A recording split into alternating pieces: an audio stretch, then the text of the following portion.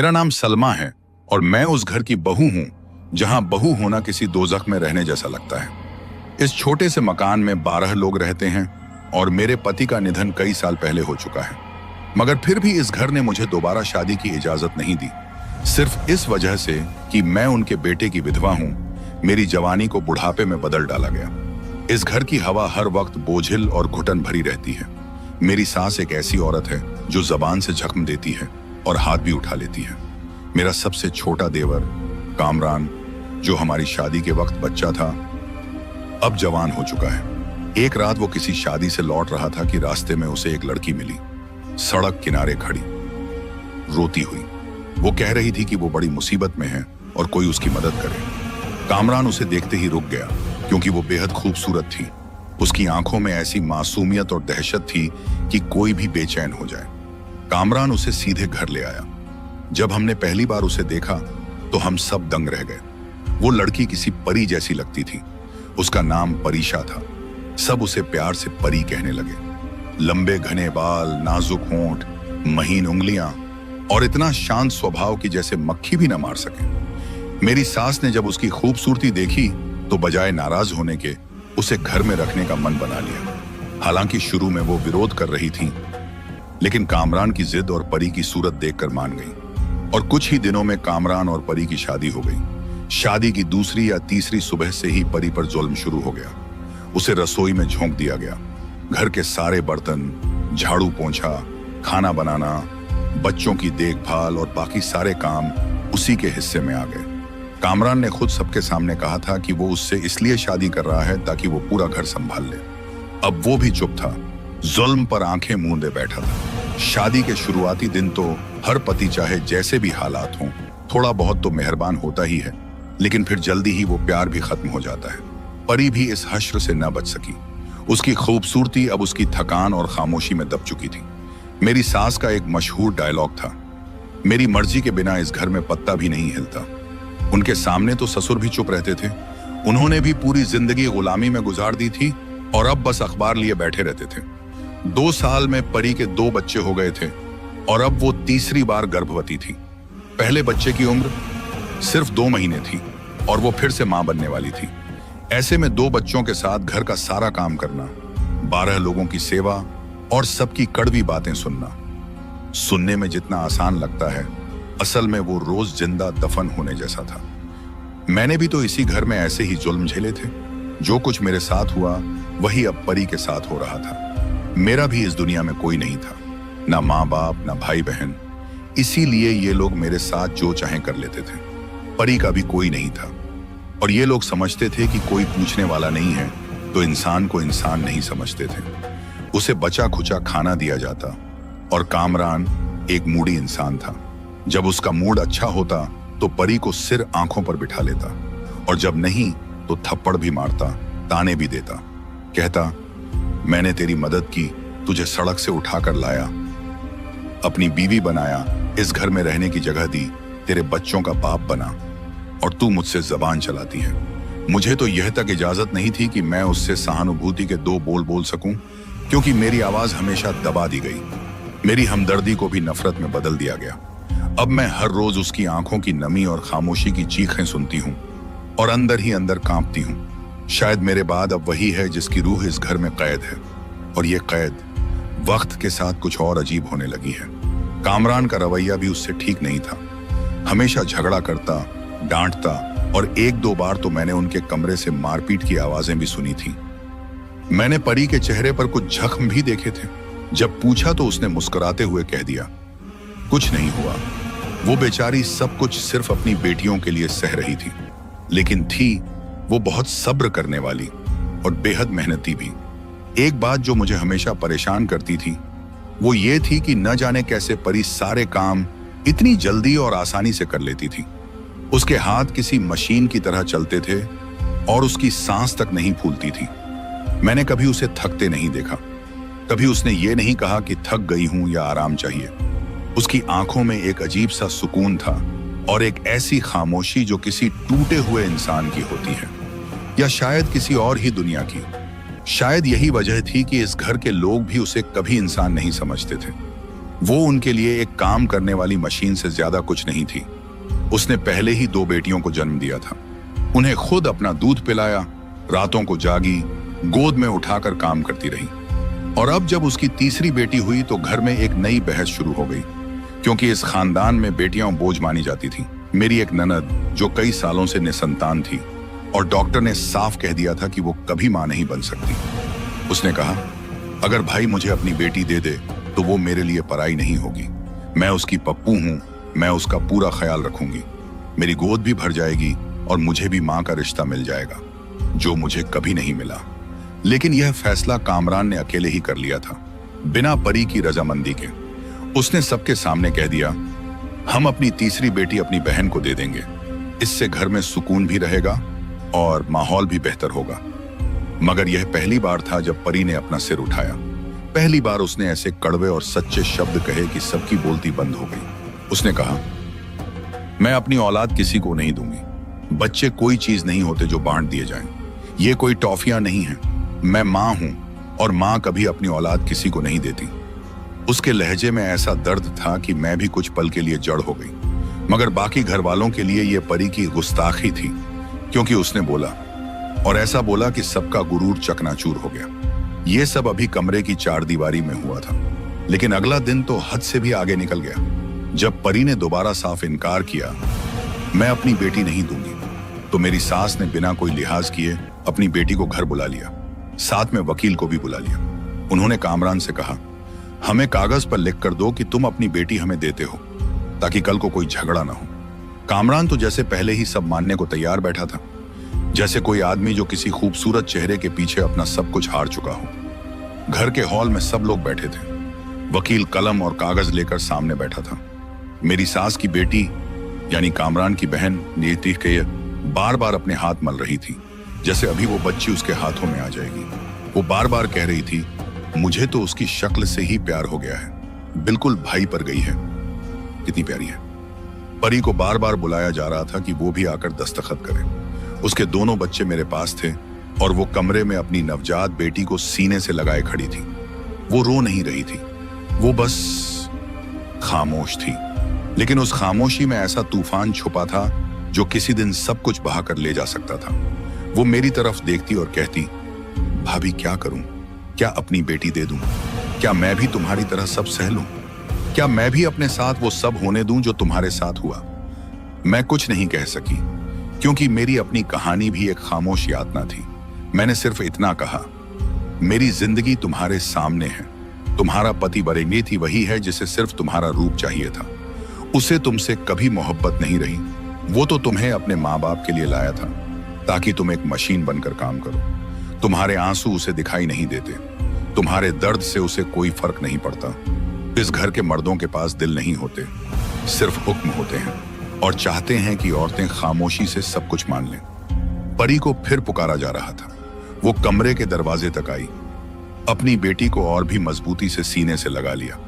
उसकी आंखों में अब भी वही चुप्पी थी, लेकिन उस चुप्पी में अब एक अजीब सी रोशनी थी, जैसे वो कोई फैसला कर चुकी हो, जैसे अब उसका सब्र खत्म हो गया हो और अब कुछ ऐसा होने वाला हो जो इस घर में किसी ने कभी सोचा भी नहीं था। मैं भी बाहर हॉल में आ गई, जहां सब लोग एक साथ बैठे थे।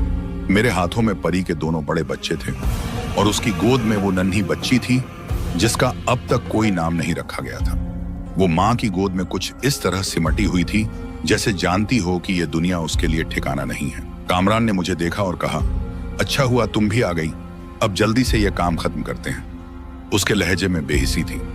उसने परी से कुछ नहीं पूछा, न उसकी रजामंदी ली, बस अपने आप से एक बड़ा फैसला ले लिया। उसने बिना एक शब्द कहे कागज पर दस्तखत कर दिए और सीधा परी की ओर बढ़ा, ताकि बच्ची को ले और अपनी बहन की गोद में डाल दे। लेकिन परी ने बच्ची देने से साफ इनकार कर दिया। उसने कहा, यह मेरी बेटी है, मुझे किसी ने कुछ नहीं बताया, ना पूछा, ना समझाया, और अब तुम सब चाहते हो कि मैं चुपचाप अपनी औलाद दे दूं। यह कोई चीज नहीं है जो तुम मुझे बांटने का हुक्म दे दो। ये मेरी सांस है, मेरी ममता है। मैं अपनी बेटी किसी को नहीं दूंगी। तुमने दस्तखत किए हैं अपने मन से, लेकिन मेरी इजाजत के बिना उस कागज की कोई हैसियत नहीं। तुम मुझे औरत सिर्फ तब समझते हो जब तुम्हें काम करवाना होता है, और जब मैं अपनी आवाज उठाती हूँ तो तुम्हारी मर्दानगी को ठेस पहुंचती है। कामरान, जो सबके सामने मर्द बनने की कोशिश कर रहा था, अब बर्दाश्त की हद को पार कर चुका था। उसने परी के इनकार को अपनी तौहीन समझा और उसके भीतर का जानवर बाहर आ गया। एक झटके में उसने परी के चेहरे पर ऐसा थप्पड़ मारा कि पूरा हॉल सन्नाटे में डूब गया। उसने बिना किसी रहम के उसकी नवजात बच्ची को उसकी गोद से छीनकर अपनी बहन की झोली में डाल दिया। उसे इस बात की भी परवाह न रही कि वो एक नाजुक बच्ची है, उसकी गर्दन को सहारा देना जरूरी है, उसे हल्के हाथों से थामना चाहिए। उसकी आंखों में अब सिर्फ हैवानियत थी और वो इस समय बस अपनी बहन को खुश करना चाहता था, क्योंकि उसका बहनोई बहुत बड़ा अमीर आदमी था और कामरान उसी के ऑफिस में नौकरी करता था। मेरी सांस थम गई। मेरी दोनों कुंवारी ननदें, रिद्देई, पस्का, अनहद मरदेवर सब वहीं खड़े थे, तमाशाबीन बनकर। किसी के चेहरे पर शर्म नहीं थी, बस तमाशा देखने की भूख थी। मेरी सास की आंखों में जैसे खुशी के दिए जल उठे हों। शायद वो बहुत समय से इस पल का इंतजार कर रही थी, कब परी चुप न रहे और कब उस पर हाथ उठे। लेकिन परी ने हार नहीं मानी। वो फौरन आगे बढ़ी और अपनी बच्ची को वापस लेने के लिए झपटी। कामरान और भड़क गया और इस बार उसने परी को ऐसी गालियां दी जो किसी भी मर्द को, किसी भी औरत को नहीं देनी चाहिए। सबके सामने उसने अपने मुंह से तलाक के शब्द कह डाले। निकल जा मेरे घर से, अब तेरा इस घर से कोई नाता नहीं है।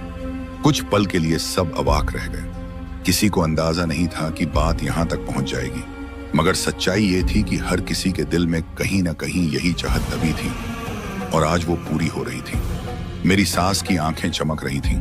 मेरी बड़ी ननद झटपट आगे बढ़ी और नवजात बच्ची को उठाकर बाहर ले जाने लगी। बाकी दोनों बच्चियों को मेरी सास ने झपट कर परी से अलग कर लिया। उन्हें उन मासूमों से कोई लगाव नहीं था, वो तो बस परी को और ज्यादा तकलीफ देना चाहती थी। उन्होंने कहा, अब ये तेरा घर नहीं रहा, निकल जा यहां से। तू इस घर के काबिल नहीं रही। तेरे पास अब कुछ भी नहीं, ना पति, ना बच्चे, ना इज्जत, ना छत। मैं दरवाजे के पास खड़ी थी और ये सब देख रही थी, सोच रही थी, क्या यही अंजाम था उस लड़की का जिसकी खामोशी सबको राहत देती थी? और जब उसने बोलना शुरू किया तो उसका सब कुछ छीन लिया गया। सबको लगा कि अब परी चुपचाप इस घर से चली जाएगी, हमेशा के लिए। वो दरवाजे के पास पहुंच चुकी थी, लेकिन तभी एक चीख की आवाज गूंजी। ऐसी चीख जो किसी औरत की थी, लेकिन उसमें ऐसा दर्द और ऐसा क्रोध था कि हर शख्स ने अपने कानों पर हाथ रख लिए। आवाज इतनी तीव्र और इतनी गहराई लिए हुए थी कि सबकी सांसें रुक गईं। और जब हमने पलट कर देखा तो हमारे पैरों तले जमीन खिसक गई, क्योंकि जो नजारा सामने था वो अविश्वसनीय था। परी का कद अब इंसानों जैसा नहीं रह गया था, वो पहले से कहीं ज्यादा लंबी हो चुकी थी। उसके घने स्याह बाल खुलकर उसके पैरों तक पहुंच रहे थे। वो जमीन से करीब 4 फीट ऊपर हवा में झूल रही थी। उसके पांव जमीन से नहीं लग रहे थे, वो पूरी तरह हवा में थी। उसकी आंखों की सफेदी गायब हो चुकी थी, पूरा डेला काला हो गया था। उसके चेहरे पर ऐसा क्रोध था जिसे शब्दों में बयान करना मुमकिन नहीं। अब वो किसी इंसान की औलाद नहीं लग रही थी, और यही सच्चाई थी, वो इंसान थी ही नहीं। उसकी चीख के बाद जो आवाज उसके मुंह से निकली वो एक नहीं थी, वो 4-5 आवाजें थीं, जैसे कई लोग एक साथ बोल रहे हों।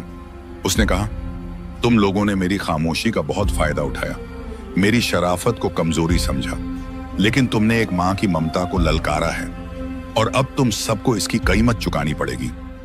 उसने अपना हाथ उठाया और एक इशारा किया। उसकी तीनों बेटियां अचानक हवा में एक पारदर्शी बबल के अंदर कैद हो गईं। वो बबल एकदम साफ था और उसमें बच्चे सुरक्षित लग रहे थे। या तो वे नींद में थे या किसी और ही दुनिया में चले गए थे। वो बबल धीरे धीरे ऊपर उठकर सभी के सिरों के ऊपर मंडराने लगा। इस पल सबकी जुबानें बंद हो गईं। मेरे साथ रहने वाले सारे लोग सहम गए थे। सवाल होने लगे, ये क्या है, ये कौन है, क्या ये कोई डायन है? परी ने फिर अपने दाएं हाथ को दीवार की तरफ झटकने के अंदाज में हिलाया। एक जोरदार धमाके के साथ दीवार टूटकर दूसरी ओर जा गिरी, जैसे झलझला आ गया। सब लोग घबराकर पीछे हटने लगे। उसने फिर अपने बाएं हाथ को उठाया और फिर गिर पड़ा दूसरा हिस्सा भी। अब पूरा घर कांपने लगा। अब्बा जी का कमरा थरथराने लगा। परी ने अपना हाथ हवा में उठाया और कामरान हवा में लहराने लगा।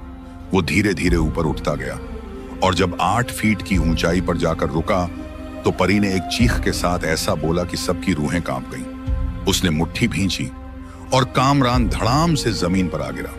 उसकी जान तो नहीं गई, लेकिन उसकी हड्डियां टूट गईं और वो तड़पने लगा। अब सब लोग रो रो कर माफी मांगने लगे, लेकिन परी का गुस्सा थमता नहीं था। उसने घर की एक एक चीज तोड़ डाली।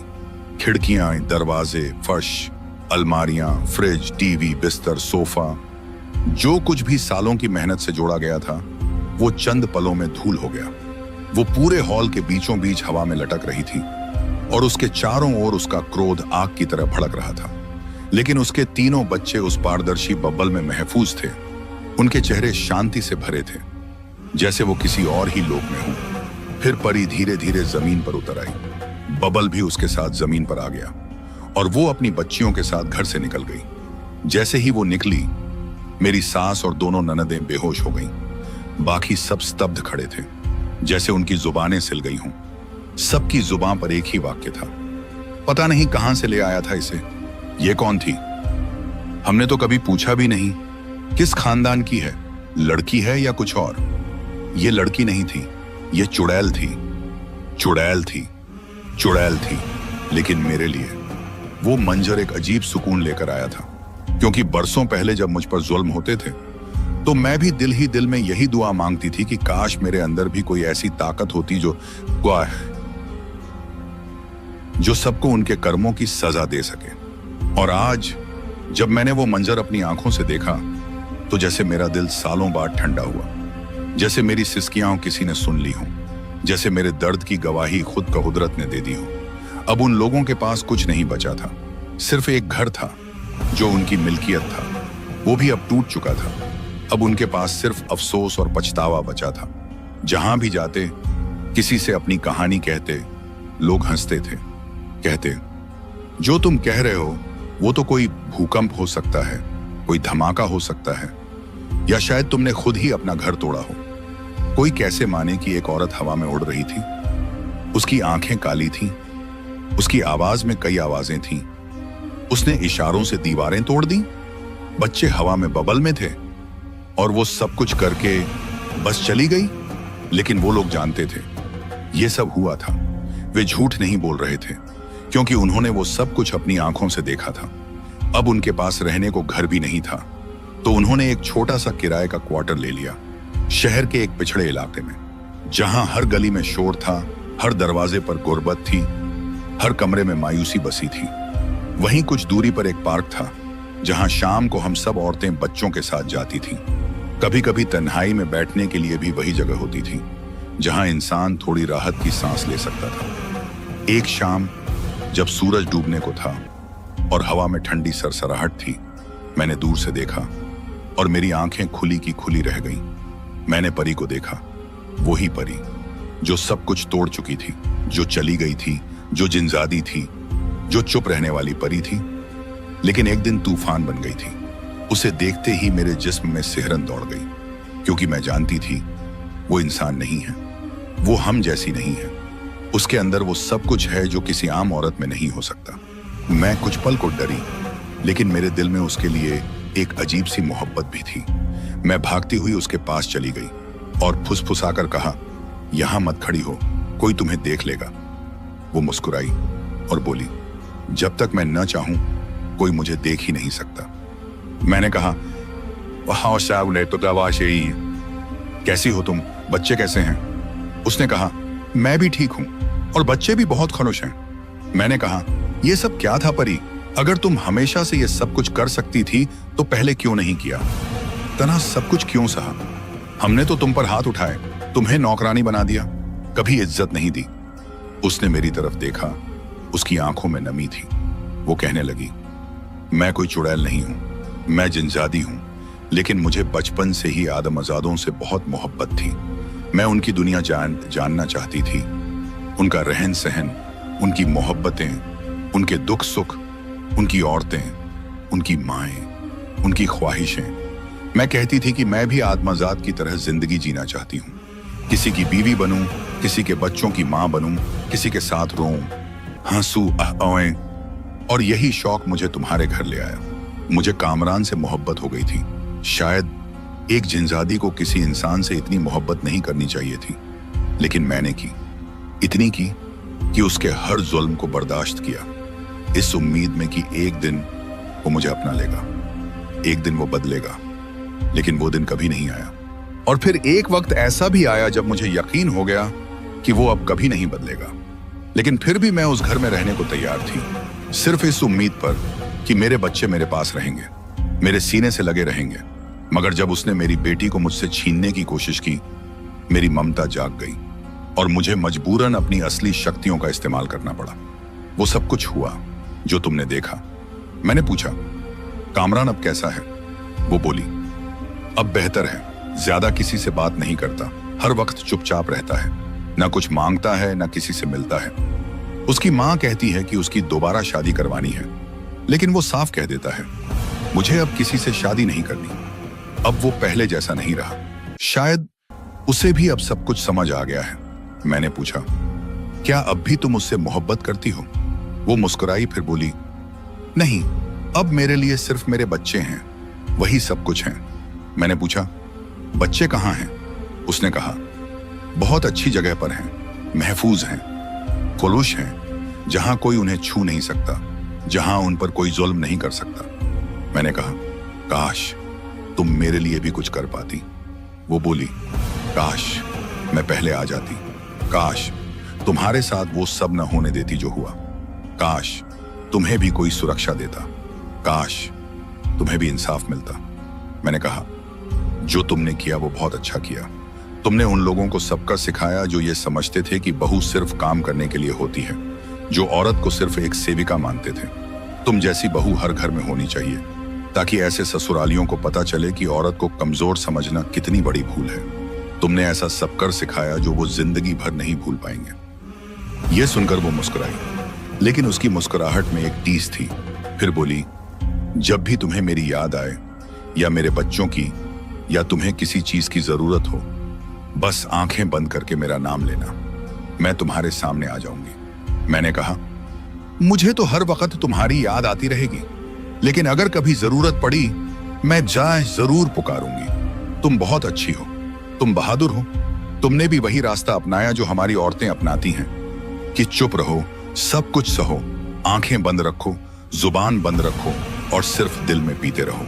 लेकिन एक वक्त आता है जब उस चुप औरत के अंदर एक तूफान उठता है जो सब कुछ बहा ले जाता है। तुमने वही किया।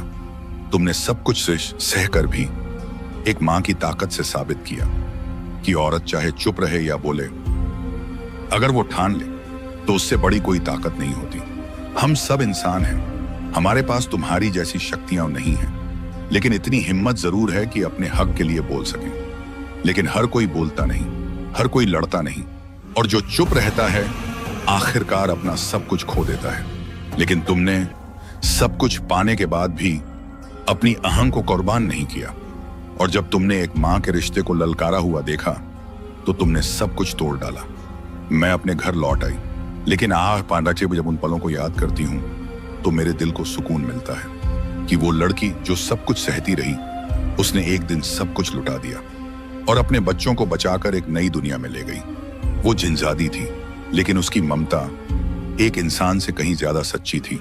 वो औरत थी, वो मां थी, वो बीवी थी, वो चुप रहने वाली थी, लेकिन जब बोली तो तूफान बनकर बोली और सब कुछ उजाड़ दिया। आज भी जब पार्क में हवा चलती है तो मुझे लगता है कि वो मेरे करीब से गुजर रही है, जैसे कह रही हो, तुमने भी बहुत कुछ सहा है, अब वक्त है कि तुम भी चुप रहना छोड़ दो। क्योंकि हर वो औरत जो अपने हक के लिए बोलती है वो जिनजादी ना सही, बचेमा सही, लेकिन बहादुर जरूर होती है। और परीशा एक बहादुर जिनजादी थी जिसने ये सच्चाई सबको दिखा दी। ससुराल का जुल्म सहना कोई बहादुरी नहीं होती, बल्कि खामोशी से खुद को मिटाने की प्रक्रिया होती है। बहुत सी औरतें इस गलतफहमी में जीती हैं कि अगर वो चुप रहेंगी, सहती रहेंगी, तो एक दिन सब ठीक हो जाएगा। लेकिन ऐसा कभी नहीं होता। जुल्म सहने से जालिम का दिल नहीं पिघलता, बल्कि उसका हौसला बढ़ता है। अगर आप जिनजादी नहीं हैं तो कोई बात नहीं, आप इंसान तो हैं, और इंसान के पास जमीर होता है, एहसास होता है, खुददारी होती है। और अगर कोई आपको इंसान नहीं समझता तो आप खुद को पहचानिए। अपनी इज्जत को पहचानिए, अपनी पहचान को महत्व दीजिए और ये जुल्म के खिलाफ आवाज उठाइए। आपका चुप रहना जालिम को ताकत देता है। ये दुनिया चुप औरतों को नहीं और मैं तुम बल्कि संभल कर खड़ी होने वाली औरतों को याद रखती है, जिन्होंने नाइंसाफी को ललकारा, अपनी औलाद के लिए खड़ी हुई, अपनी पहचान के लिए लड़ी, क्योंकि खामोशी जुल्म की राह आसान करती है। और अगर आप भी आज आवाज नहीं उठाएंगी तो कल कोई और इसी दर्द से गुजरने पर मजबूर होगा। आपका एक कदम किसी और की जिंदगी बदल सकता है।